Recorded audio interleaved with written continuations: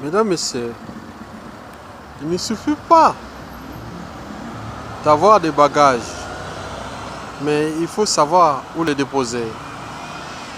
Bon, mais je pense que le fait d'être humain, et d'ailleurs, la manière de voir à l'échelle individuelle et collective les problématiques virologiques de la connerie humaine. Mais je me rends compte que chaque jour qui passe, on découvre sur différentes échelles la bêtise de la connerie humaine. Oui, Albert Einstein l'avait pourtant dit. Le point commun entre la bêtise humaine et l'univers, c'est que tous deux sont infinis. Quoiqu'ils n'avaient pas encore acquis la certitude absolue en ce qui concerne la bêtise humaine. Je pense qu'elle est élastique. Parce que chaque jour qui passe, nous découvrons la propagation de ce virus de la connerie humaine. Oui, les gens deviennent de plus en plus cons. Ou imbéciles d'ailleurs. Vous savez que dans ma vie de tous les jours, j'ai rencontré des cons et des imbéciles aussi. Il est souvent pour moi drôle et rigolo à la fois d'être en face d'un con. Au pire des cas, avec un imbécile. Le virus de la connerie humaine se propage. Il suffit d'être partout, à l'échelle d'un rond-point, à l'échelle d'une famille, à l'échelle d'une société, d'une culture, d'une tradition, d'une civilisation, et comprendre l'expression même de la connerie humaine. Elle est renouvelable, peut être récurrente, parce que chaque année, nous découvrons la propagation de ce virus de la connerie humaine. Oui, ce que j'ai d'ailleurs diffusé à travers mes vidéos, ce que j'ai d'ailleurs dit, la conographie. Vous savez que les conographes étudient la conographie. La conographie est la répartition géographique des cons dans le monde. Vous savez que dans toute race et couche sociale confondue, du clochard au milliardaire, la proportion des cons est la même. 99% des cons contre 1% d'imbéciles. Bien sûr qu'il vaut mieux être un con qu'un imbécile. Parce que le con, c'est celui qui, à tort ou à raison, peut changer d'avis. Mais l'imbécile, c'est le contraire. Mesdames, Messieurs, nous sommes individuellement et collectivement infectés par ce virus-là qui se propage. Le virus de la connerie humaine ou de la bêtise des hommes.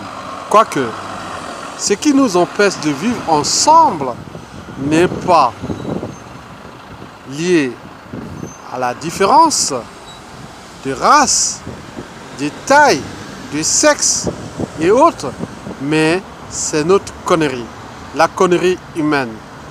Le monde devient de plus en plus con. Oui, le monde devient de plus en plus con. Et cela ne va pas s'arrêter si nous ne mettons pas stop à cela. Donc nous devons mettre des solutions pour trouver des solutions conographiques afin de repenser le vivre ensemble. Les problématiques de l'existentialisme, de l'existence. Qui sommes-nous? Où sommes-nous? Où allons-nous? Qui sommes-nous? D'où venons-nous? Où sommes-nous? Pourquoi tant de conneries à l'échelle humaine? Bien sûr que les animaux sont plus intelligents et plus affectueux que nous. Oui, ça se vérifie au jour le jour que la bêtise humaine est le problème de l'humanité, de la nature et de l'existence. Mais un jour proche viendra que l'humanité, dans la souffrance, se rendra compte de sa connerie. Oui, nous sommes cons. Parce que nous avons un cerveau énorme qui est en train de tout foutre en l'air pour les problématiques liées à notre cerveau qu'on nous a tout donné pour détruire l'humanité, détruire la vie. Le fait d'abord d'être humain, d'être vivant, d'être et puis, mesdames, messieurs, oui, le virus de la connerie humaine est parmi nous. Le virus de la bêtise humaine est parmi nous. Oui, nous sommes tous des cons et des imbéciles. Et cela, ça se voit dans toute race et couche sociale confondue. Mesdames, messieurs, qu'allons-nous faire? Mais bien sûr qu'il n'y a pas de traitement. Sinon, le seul traitement est d'être traité de cons ou d'imbéciles, d'ailleurs. D'être traité d'immigrés, alors que nous sommes dans un espace contenu. Les gens qui sont allés dans l'espace ont-tu vu, ils ont admiré l'espace Terre, la planète Terre. Mais pourquoi nous ne sommes pas en mesure de comprendre que ce que la nature nous a apporté de meilleur, et nous ne sommes pas en capacité de les comprendre et d'avancer en tant que d'abord être vivant, puis être humain, et comprendre aussi il y a des petites espèces vivantes comme l'esprit des forêts. Quand vous allez dans la forêt, vous croyez que vous êtes seul, mais il vous voit, la nature vous voit. Bon, bien sûr que dans l'humanité, nous n'avons plus d'identité. Mais quand vous allez dans la nature, vous voyez que vous avez une identité. Bien sûr que vous rentrez en Alaska, en Amazonie, dans les forêts du bassin du Congo, et partout ailleurs dans le monde, dans le cercle polaire. Quand vous êtes humain, vous rencontrez un autre être humain. Ah tiens, je le vois, c'est un humain. Et l'autre voit, ah tiens, c'est un ours. C'est tel animal, c'est telle plante, voilà, c'est de la glace, etc., etc. Voilà.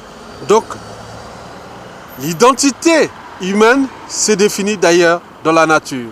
Si nous ne protégeons pas la nature, comment allons-nous repenser notre existence? Bien sûr que la nature n'a pas besoin de nous. Nous avons besoin de la nature. D'ailleurs, pour inventer le présent et le futur, protégeons alors l'humain et la nature. Parce qu'elle est au cœur du biomimétisme. Le biomimétisme définit l'art de copier la nature. Parce que la nature a eu des milliards d'années pour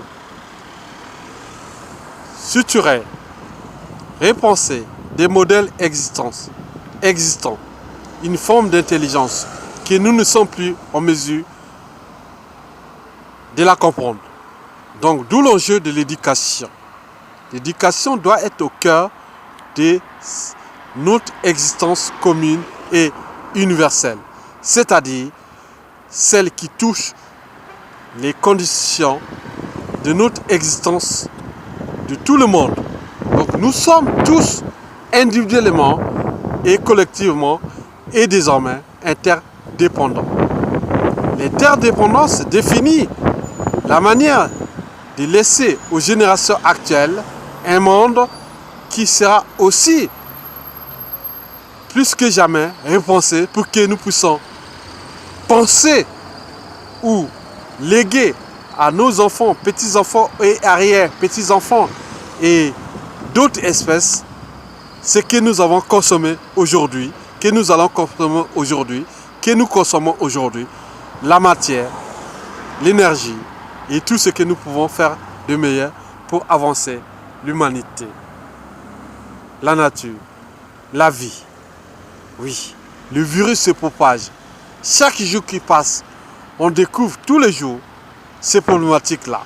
Et si nous ne répondons pas ensemble, notre manière d'être entre nous, d'où l'enjeu de réformer le monde.